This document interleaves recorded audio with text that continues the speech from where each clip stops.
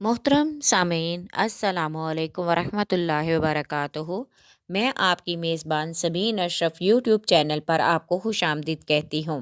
जैसा कि आप जानते हैं, ईमान की शाखें हमारा उन्वान चल रहा है। आज आपके सामने ईमान की 30वीं शाख बयान करूँगी, जिसका उन्वान है कुर्बे इलाही के हसूल के लिए आज़ाद करना के लुग़वी मायनी। इमाम बगवी सैयद मोहम्मद मुर्तज़ा ज़ुबैदी ने ताजुल अरूस में अतक के बेशुमार मायने बताए हैं।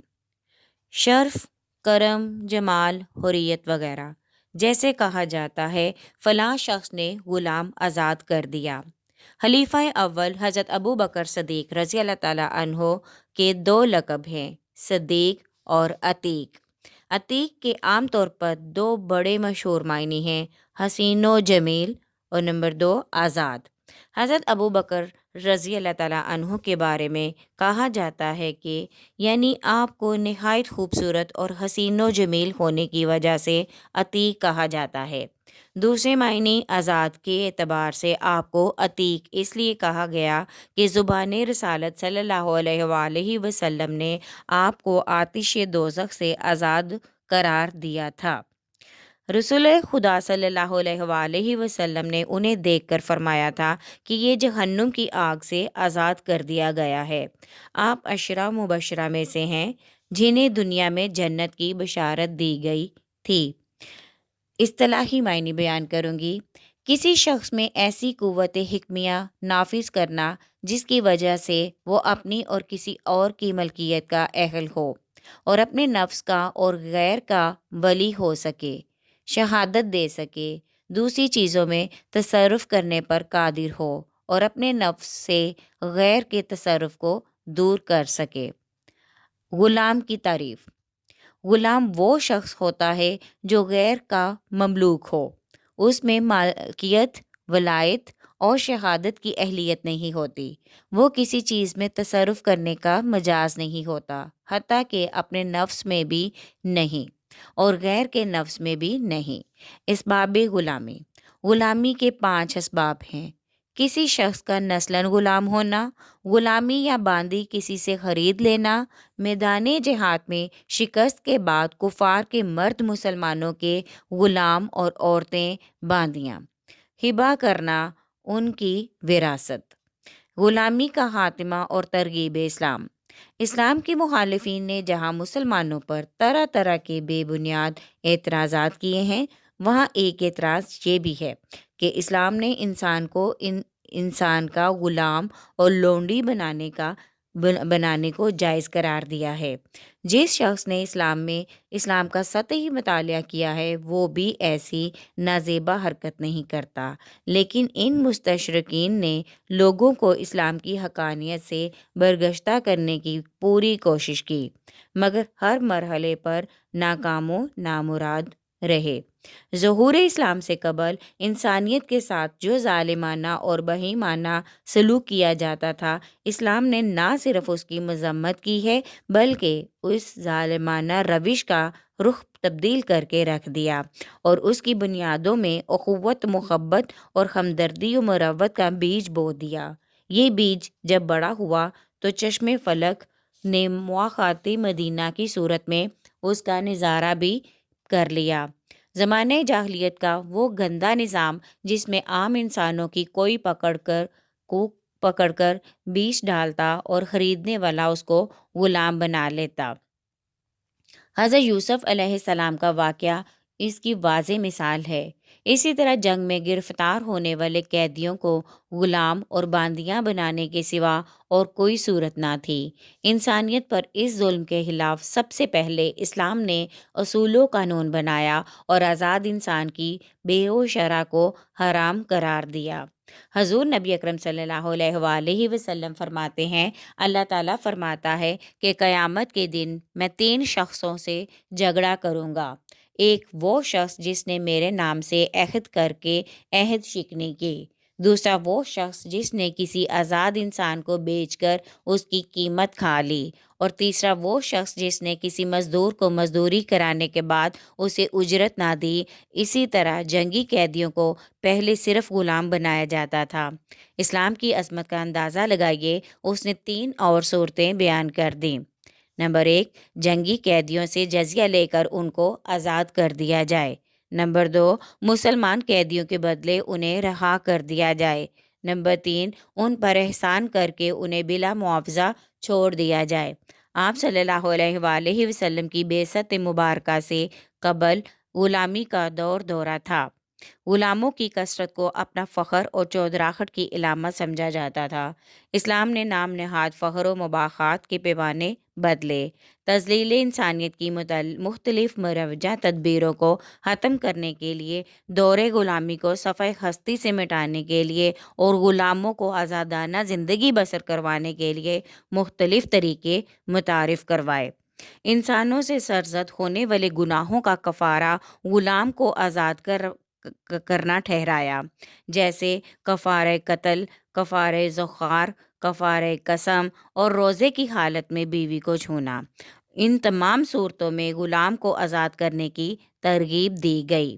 اللہ تعالیٰ نے ارشاد فرمایا ہے، قرآن پاک میں سورہ بلد میں آتا ہے، اور تمہیں کیا خبر کہ دین کی دشوار گزار راہوں پر چلنے کا کیا طریقہ ہے؟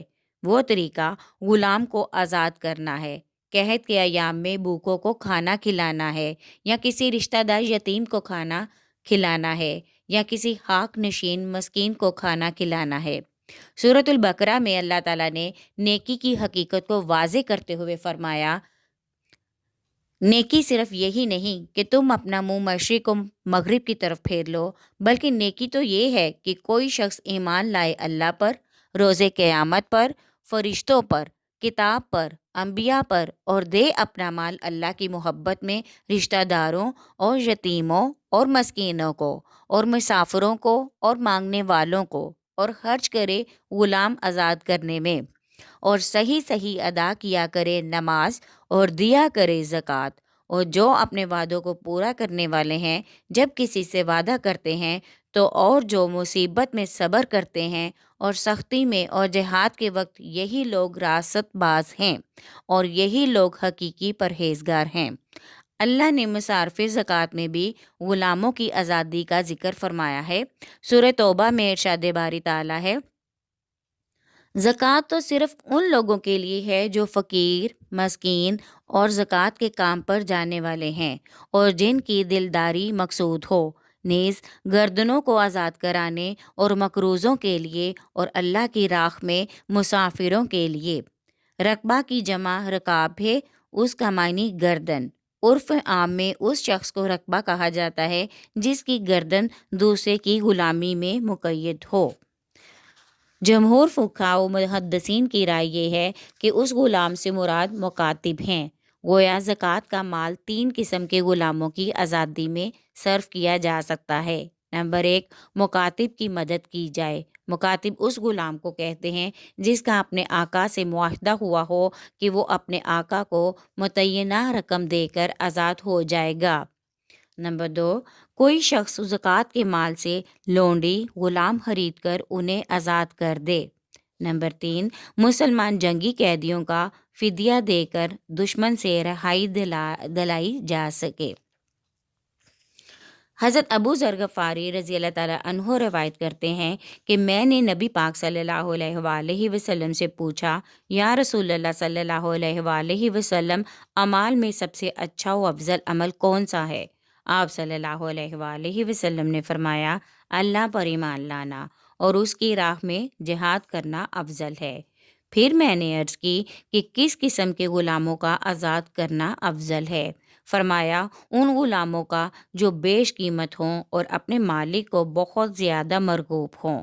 میں نے عرض کی، یا رسول اللہ صلی اللہ علیہ وآلہ وسلم، اگر میں یہ نہ کر سکوں؟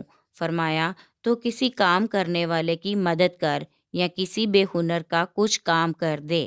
میں نے عرض کی، اگر یہ بھی نہ کر سکوں؟ تو فرمایا، تم لوگوں کی ضرر رسانی چھوڑ دو، یہ بھی صدقہ ہے جسے تم اپنی جان پر تصدق کرو۔ حضرت ابو ہریرہ رضی اللہ تعالیٰ عنہ سے روایت ہے کہ نبی اکرم صلی اللہ علیہ وآلہ وسلم کا ارشاد ہے، جس شخص نے کسی مسلمان غلام کو آزاد کیا، اللہ تعالیٰ اس غلام کے ہر عضو کے بدلے میں آزاد کرنے والے کے ہر عضو کو آگ سے آزاد کرے گا۔ حضرت ابو ہریرہ رضی اللہ تعالیٰ عنہ بیان کرتے ہیں کہ رسول اللہ صلی اللہ علیہ وآلہ وسلم نے فرمایا، کوئی بیٹا اپنے باپ کا حق ادا نہیں کر سکتا سوائے اس کے کہ وہ اپنے باپ کو کسی کا غلام دیکھے تو پھر اس کو خرید کر آزاد کرے۔ مسلمانوں کے آزاد کردہ غلاموں کی ایک جھلک۔ اسلام نے دور غلامی کو ختم کرنے کے لیے جا بجا مسلمانوں کو غلام آزاد کرنے کا حکم دیا ہے۔ نبی اکرم صلی اللہ علیہ وآلہ وسلم نے 63 غلام آزاد کیے۔ حضرت عائشہ صدیقہ رضی اللہ تعالیٰ عنہ نے 69 غلام آزاد کیے۔ حضرت عباس رضی اللہ تعالیٰ عنہ نے 70 غلام آزاد کیے۔ حضرت حکیم بن حزام رضی اللہ تعالیٰ عنہ نے 100 غلام آزاد کیے۔ عبداللہ بن عمر رضی اللہ تعالیٰ عنہ نے 1000 غلام آزاد کیے۔ عبد الرحمن بن عوف نے 1000 غلام آزاد کیے۔ حضرت عثمان غنی رضی اللہ تعالیٰ عنہ نے صرف دوران محاصرہ 20 غلام آزاد کیے۔ اسی طرح بعد کے مسلمانوں نے بھی نجات اور اخروی ثواب کے شوق میں بے شمار غلام آزاد کیے تاکہ غلامی کا خاتمہ ہو جائے اور اللہ کا قرب اور نجات نصیب ہو جائے۔ اس آڈیو میں آپ نے قرب الہی کے حصول کے لیے غلاموں کو آزاد کرنے کے بارے میں جانا ہے کہ کس طرح سے غلام آزاد کرنے کا ثواب ہے اور اس کے ذریعے کس طرح سے نجات حاصل کی جا سکتی ہے اور کس قدر اس کا ثواب ہے۔ امید ہے آپ کو ہماری آڈیو پسند آئی ہوگی۔ پسند آئی ہے تو لائک کریں، شیئر کریں اور کمنٹ میں اپنی رائے کا اظہار ضرور کریں، اور چینل کو سبسکرائب کرنا ہرگز نہ بھولیے گا۔ شکریہ۔